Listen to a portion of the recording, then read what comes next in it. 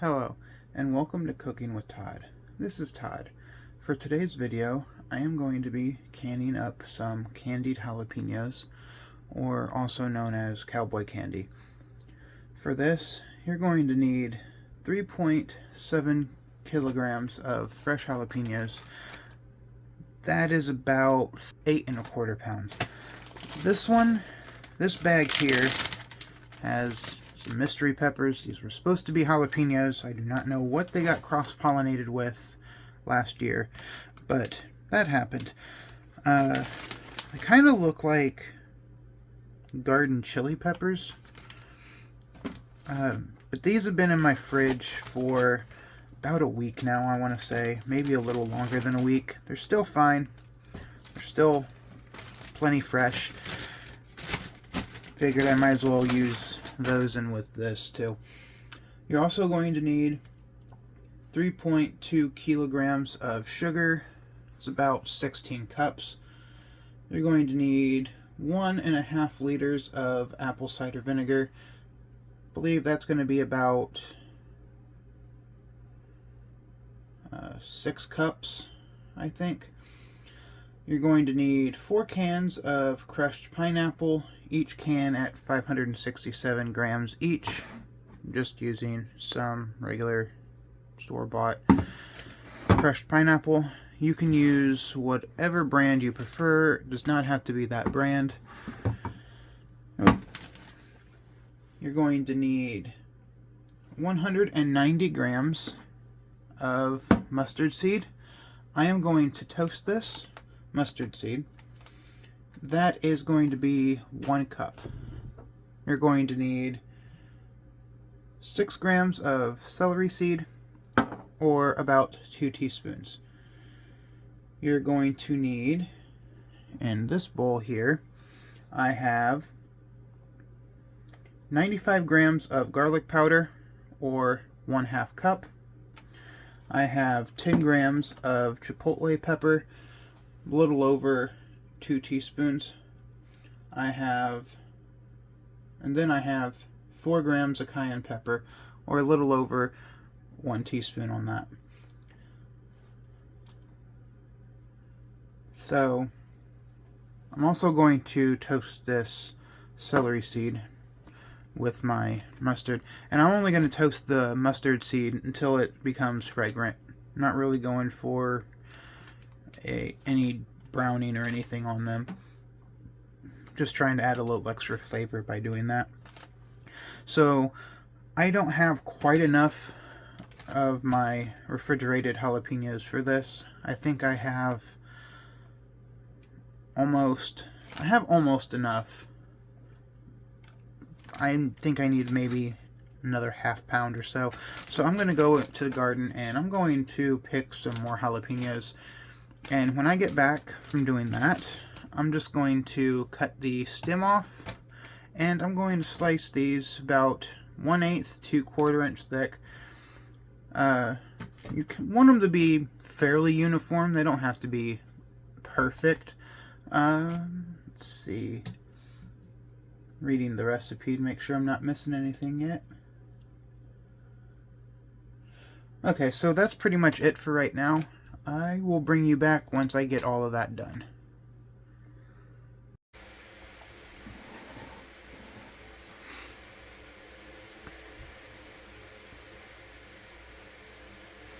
Okay, so I am back, and it's now the next day. I ended up slicing one of them bags and put it back into the bag and refrigerated it. And to do that, I just used this mandolin slicer, and I did end up having an accident with it. Stuff happens. Can't really use the finger guard for it with things like jalapenos, and I don't have a glove that is cut resistant, but these are all cut up. I started off cutting them at 1/4 inch. Then later on I decided to switch to 1/8 of an inch. I think those just look a little better. So I got everything else measured out. I got my sugar measured out, my apple cider vinegar in this half-gallon pitcher. So I'm going to go ahead and just switch my camera angle over to my stove, and I have a 12-quart stock pot on my stove. I am hoping that's big enough to hold all of this. If it's not, I'm going to have to pull out my 32-quart, I believe it is, stock pot and use that. Okay, so I'm back and I got my camera moved over. I'm going to go ahead and start by adding in the apple cider vinegar, and at this time I still have my stove shut off. So I'm going to add that in. Put that aside. Then I'm going to go ahead and get my crushed pineapple and open it up. Good. Don't have that fingernail right now to use. So. Now if you don't want to use the crushed pineapple, you don't have to. I think it just lends some really good flavor into the Cowboy candy.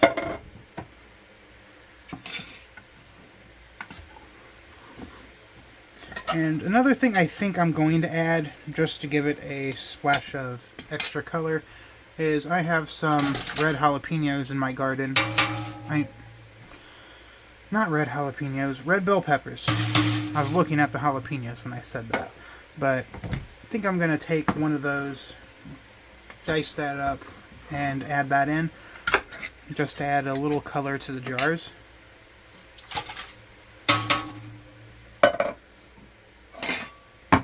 And if you want to have this recipe, go right ahead. It halves really easily. All of the measurements and everything is from a recipe that I doubled, so it will halve very easily. I'm gonna just get all this cleaned up and thrown away. Okay, so I got that all picked up and everything. Now I am going to look at my recipe right quick. I'm going to go ahead and just set this off to the back.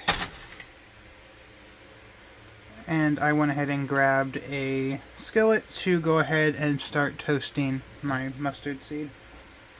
I'm going to turn that on high. This is going to take about a minute or so to warm up, so I will be right back. And also, while that is warming up to toast my mustard seed, I'm going to go ahead and turn my back burner on high to go ahead and start getting that vinegar and pineapple starting to warm up. Okay, so my pan is getting fairly warm now, so I'm going to go ahead and add in my mustard seed and find my celery seed. I'm going to go ahead and add that in, and I'm going to grab a small rubber spatula here, just something to mix this around.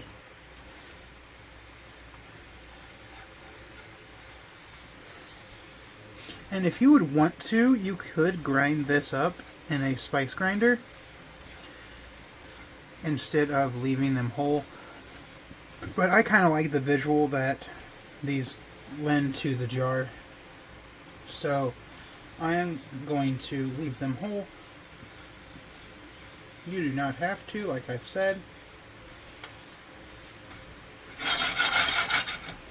But I can really smell that celery seed right now. It smells like a celery. So it smells like celery.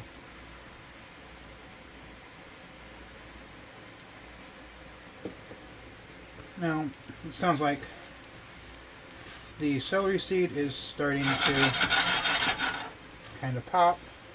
It's definitely not the mustard seed. So I'm going to go ahead and take this off the heat and dump it into here. And then I'm just going to set this off to the side on the back burner. Since there's nothing in it, I'm not really too worried about it just sitting back there. I'm going to grab a spoon here and just give this a quick mix or stir.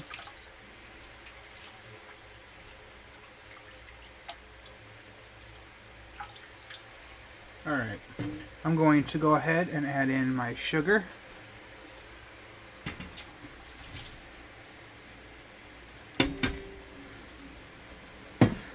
And this is going to take a little bit to dissolve, so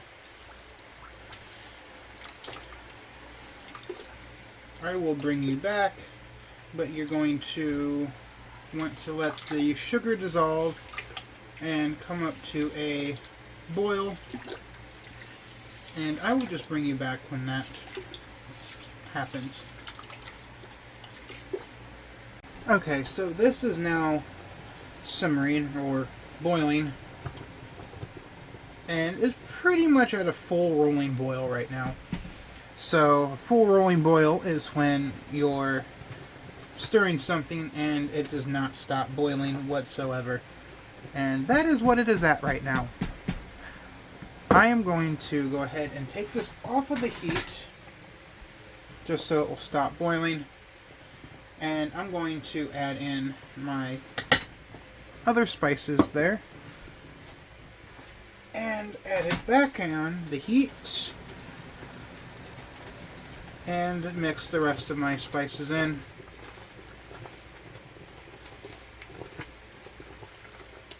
And I'm not too worried about it completely getting incorporated right now.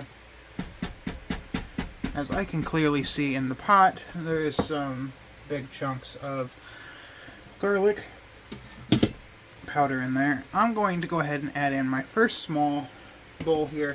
And if you want to take any of the extra seeds out, as you can clearly see there's tons in the bowl, you can. I like to leave them in for the heat, as the seeds is where the heat's at. I love spicy stuff. And coming later on this year, I might end up making a video for some fermented cayenne pepper hot sauce, as this will be my first year trying to ferment peppers. I'm actually going to probably look into fermenting some jalapenos, as I have a crap ton of jalapenos. I still have a gallon freezer bag from last year. Then I have what I have this year that's fresh, which this is all I have right now that's fresh, but my second wave of jalapenos are coming on right now, and those are still kind of small, and there's still about 2 months left in the season, so they're going to get pretty big. And I would like to try and preserve them in some way other than freezing. So if I can use up my frozen jalapenos from last year and ferment those with fresh peppers from this year, I am going to try to do so. So now that this is added, this is going to need to come back up to a full rolling boil, and you are going to want to let that go for 5 minutes. Then at that time, you're going to take the jalapenos out with a slotted spoon or something. I might end up just using this instead of a slotted spoon. And then you're going to need to bring the mixture back up to a full rolling boil. And I think, let me make sure I'm getting that right. Okay, so you're going to need to add the jalapenos in, and you're going to simmer it for 5 minutes once it comes back up to a boil. So you're not going to bring it up to a full rolling boil quite yet. That is after you take the jalapenos out. So I will go ahead and pause this for right now. But this is pretty much what it's going to look like at this point. I'm going to add the bell peppers in later. I'm not going to add that in right now. The bell peppers I'm going to mix in with the actual jalapenos that I'm going to put back into the bowls they came out of. So I'll probably end up mixing the jalapenos in right before I mix the jalapenos in. I'll probably end up mixing the bell peppers in with this right before I end up dishing them out, but I will bring you back when I do all of that. So I will just go ahead and pause this, and I will be right back.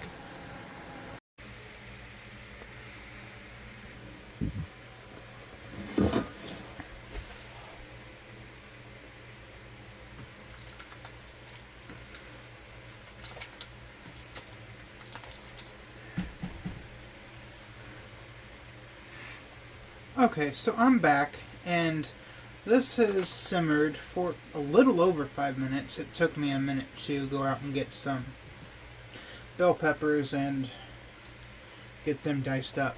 But I wanted to just kind of voice one complaint about cooking jalapenos. Let's see if I can get some here. There we go. So as you can see, those are cooked. Trying to see if that's actually focusing or not. Okay, so those are cooked. That's the fresh. I like the look of the fresh ones better than I do those. But you can't always get what you want, as the Rolling Stones said in that song. So this is ready for my bell peppers to go in and get mixed in with this. So I'm going to go ahead and open it from the right end, and you can see some nice pretty diced red bell peppers from the garden. Go ahead and get these in, and I'm going to just give that a good mix, get it incorporated, and then I will start taking it out of here.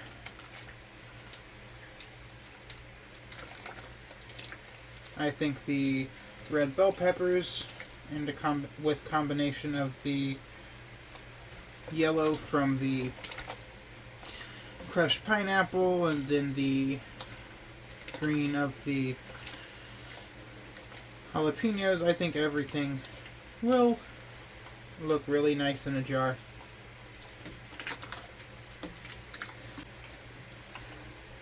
Alright, so I am going to go ahead and grab this and start taking the jalapenos out. Just gonna let the excess juice just kind of drip away like that. This is going to take a little bit to do, but we're going to need to bring the liquid up to a full rolling boil for 5 to 10 minutes. And while that's going, you can get your jars ready. Since these are not being canned for over 60 minutes in a pressure canner, you are going to need to sanitize your jars.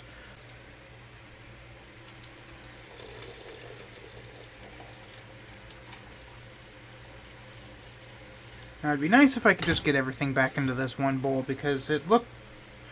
I probably should have added the red bell peppers in a little sooner than I did, because it looks like they all just ended up floating right to the top, and they're all going to end up in just this one bowl. Most likely. But I am going to go ahead and turn the heat back up. I did turn it down to a low for a couple of minutes just to keep it warm. But I think I'm going to be able to fit everything back into here. The jalapenos aren't really that as rigid as they were, if you'd want to say that.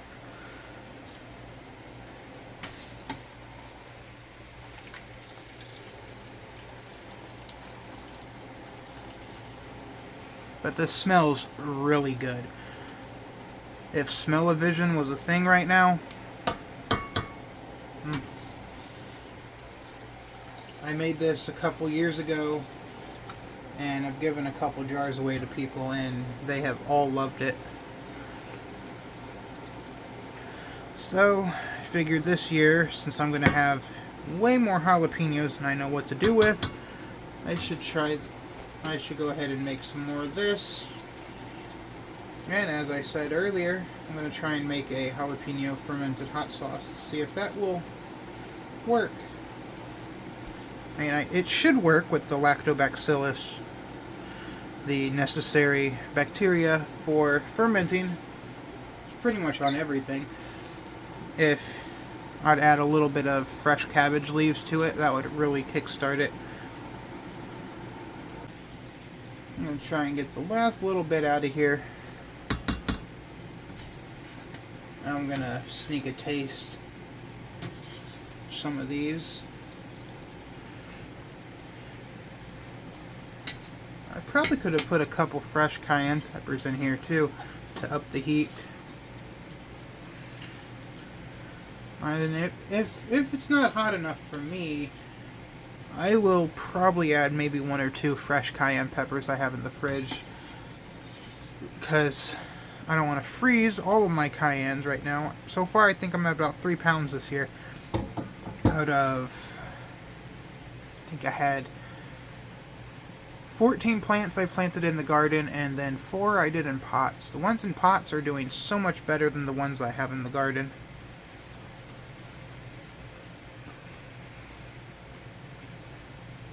Oh yeah, I think it's plenty hot enough. So I'm not going to add anything extra to it. You can definitely taste the sweetness. You can taste the apple cider vinegar, the garlic from the garlic powder,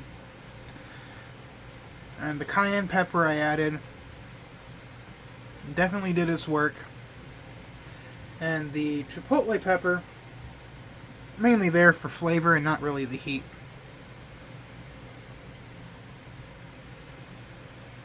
So now that that's at a rolling boil, you don't even really have to stir it to tell that it's at a rolling boil. I'm going to let that go for 5 minutes, and at that time it'll be ready to put in jars and get canned up. Okay, so I have my liquid still boiling over there. The timer for the 5 minutes has elapsed.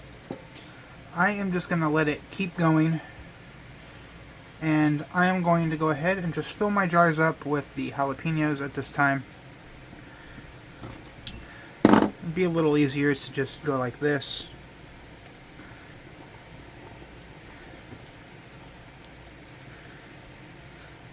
Just kind of pack them in.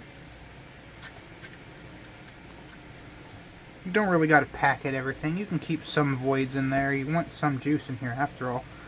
Some liquid.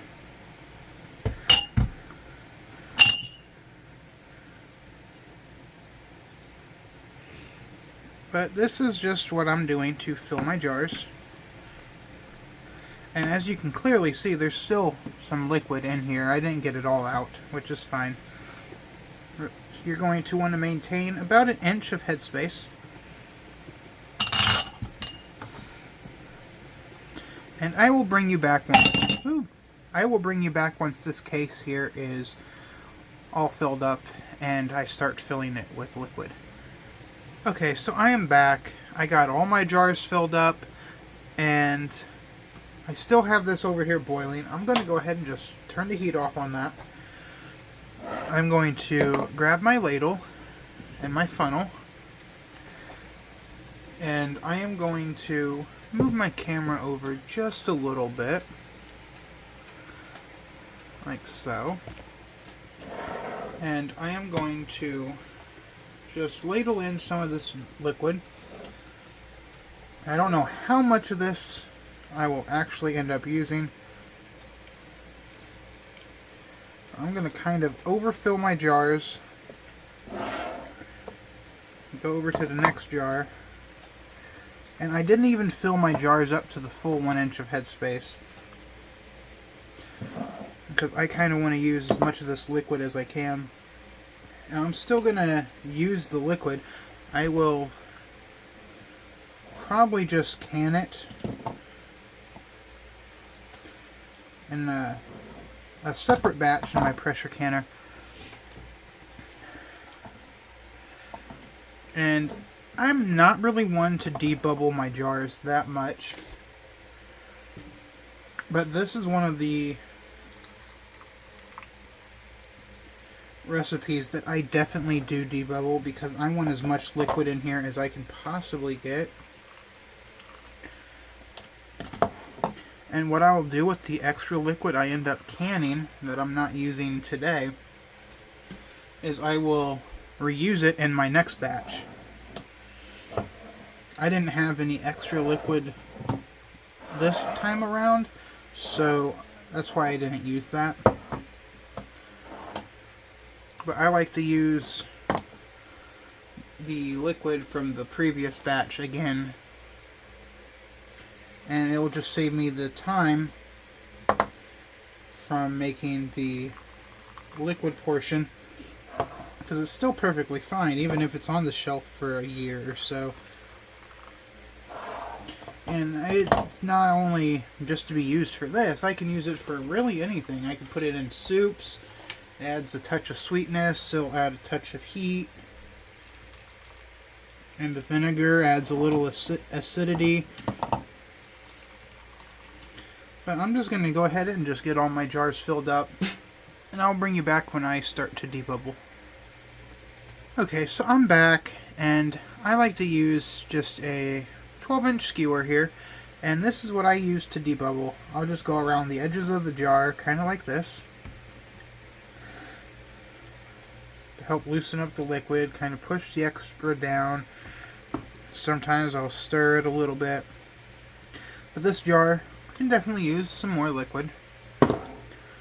Then I'll just repeat with this jar, kind of just poke around in the middle.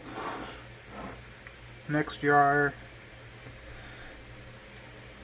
Something I normally don't do that much, but since I do want as much of the liquid in here as I can get, doing this just helps bring the bubbles to the surface, any air pockets that might be in there. And your counter will get a little sticky with this. I actually tipped the jar over trying to move it on the counter because the counter's sticky. Had to refill it with more liquid, which is fine. I got plenty over there. I probably got maybe half a gallon worth of extra liquid just sitting around in that pot. I almost have a whole canner here. My canner holds 28 half pints, and these are half pint jars or 8-ounce jars. If you want to, you can put them in pint jars, 16-ounce jars if you'd want to. But if I would to do it in those, I would definitely recommend using wide mouth, as the curvature at the top of the jar would kind of get in the way of trying to get these jalapenos out. These are good on a lot of things. You can put them on burgers. You can put them on I was going to say tacos, because I'm thinking of tacos, because that's kind of what sounds good tonight. But you can put them on really anything. You can put them on, probably you could get away with putting them on tacos. But you can put them on hot dogs. The hot pepper bacon jam that I like to make, I gave some of that to my superintendent at work, and he said he glazed hot dogs with that on his grill, and it came out really good. So you can use this on really anything. Really wouldn't be a good glazing thing. The liquid in here would actually be really good for that. I'm actually going to have to try that. Let's see. Put it on in recipes. Really anything. It's a good sandwich topper. That is for sure. Like this jar here, a little overfull. So I'm probably going to grab a spoon and take some out of here and put it in another jar that's a little low. This jar's right around where I want my jars to be. It's a little over an inch of headspace. So I probably have 3/4 on here, but I like to fill my jars. Let me grab an empty one. But when you look at a jar, it has your threads right here, and then you got a rim, the rim of the jar. That is where I typically fill everything on my jars too. So that's typically where I like to fill everything too. Sometimes I'll go over, sometimes I'll go under. Just depends on if I'm in the mood to fill everything properly. I really never have an issue with siphoning that much, so there has been a couple things that I've overfilled and has siphoned. One year I was making, I don't know what it was, I was making something in quart jars. I think it might have been, no, I was making chili beans, that's what it was. I was making some chili beans and I overfilled, I put too many beans in the jar. And instead of the jar giving out, the lid and the band, it just, I don't know how it unscrewed itself or whatever, but it just unscrewed itself and the contents of the jar was everywhere in my canner. Let's just say I didn't end up using any of those jars ever again because I was not sure if something happened to them jars. I still use the jars, but I don't use them for canning. I'll use them for other things. So I'm just getting the last couple jars. I got one left now. This one is also really overfilled. Okay, so that's done. I'm going to grab a spoon out of my drawer here. And I'm going to find the ones that are overfilled, like this one. I'm going to take some of it, pop it over here. Now that jar is fine, and so is that one. This jar back here is a little overfilled. I know you can't see it. I'm going to take some out of there, put a little in that one. Then I'm going to just put the rest of it in that jar, and that's fine. Now I'm going to go through, get my funnel again, and I'm just going to top all the ones that look a little low off. So like this right here, could use a little extra liquid. I'm just going to put a little extra in, same for this one. I'm not really worried about spilling it everywhere. I'll clean the jars up before I throw them in the canner.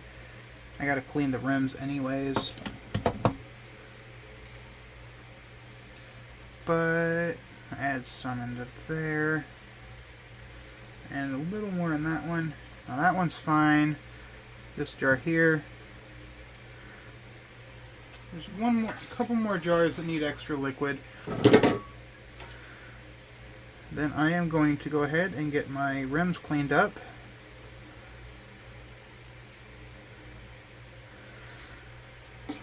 And there's a cup, 2 more, 3 more I can see right now that need some more liquid.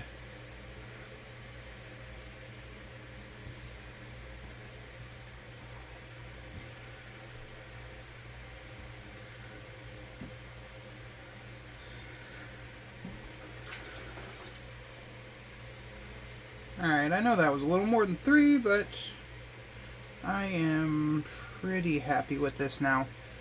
So I need to go grab some paper towels, and I will be right back. Alright, so I got me a paper towel, and I just squirt some vinegar on it like this. That's enough. I like to fold it over kind of like this. Then I wipe the rims of my jars like this. You don't have to use a paper towel if you don't want to. You can use a washcloth that you just drench in vinegar. I kind of like to keep them separate so I kind of know where I'm at. I'm going to pull these forward. Go ahead and stick those back in the very back. And I just wipe, set it back, wipe,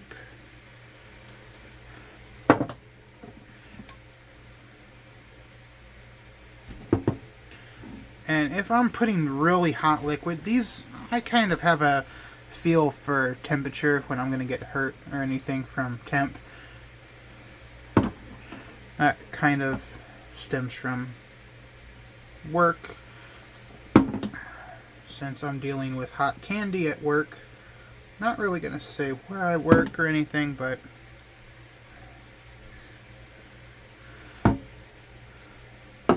just go ahead and wipe the rims off, kind of like how I'm doing. You don't have to pick the jars up or anything, as I've said.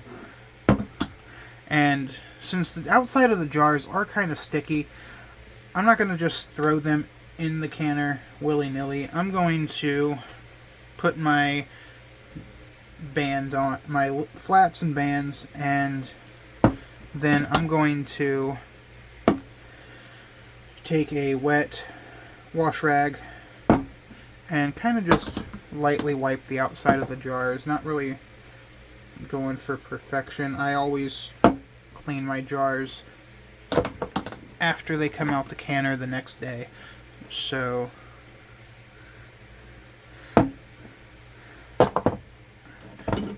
but this is really all you're doing here. I'm going to go ahead and flip this over, get a clean side.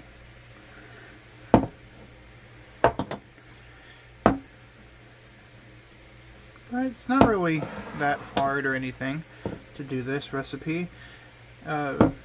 Anybody can really do it if you just set your mind to it.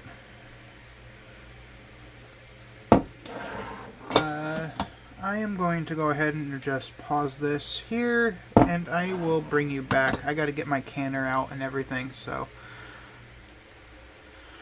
Okay, so I'm back. I got everything ready to go. I got my canner out here, and I have 1 gallon of water in here. If I was processing something at maybe 75 or 90 minutes, I'd put an extra half gallon in here. This isn't going to be processed for that long. I'm going to add in about half a cup of regular white vinegar. That needs filled back up.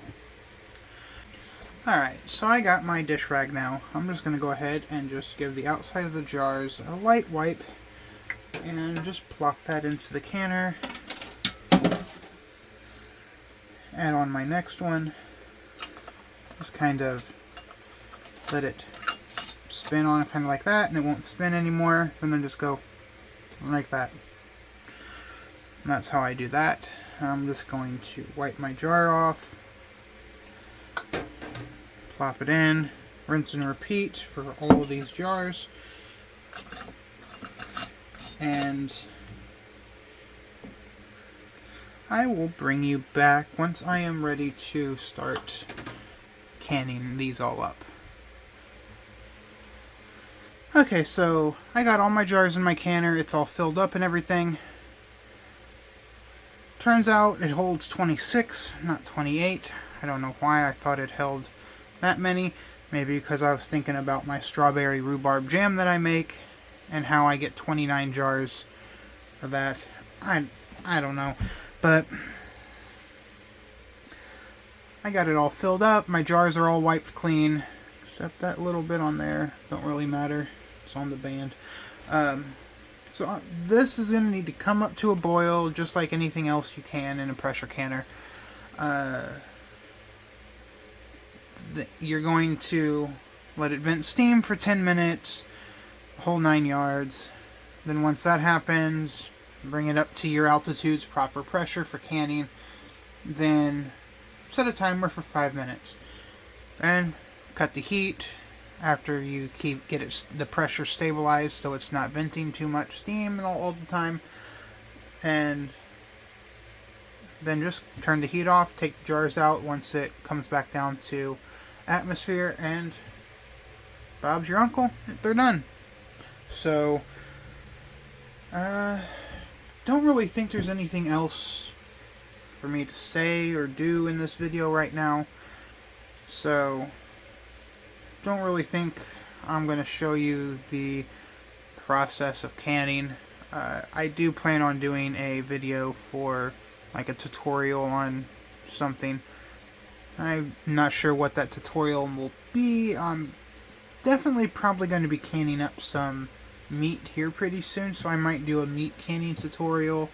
I do have a canner full of beans that I do need to can up. So I might do a 2-for-1, a bean and meat canning tutorial here in the future. I am not sure on that. I've tried it a couple times, and every single time I just don't really say everything I need to say in the video about canning, so I've kind of just scrapped them. And one of these days I will get a canning video out. I like to can as much as I can, really. Pun not intended. So I'm just going to go ahead and end this video here. If you enjoyed watching this video, go ahead and smash that like button. If you enjoy the content that I'm putting out, go ahead and smash that subscribe button. And as always, thank you for watching, and I hope you continue to come along with me on this journey of mine.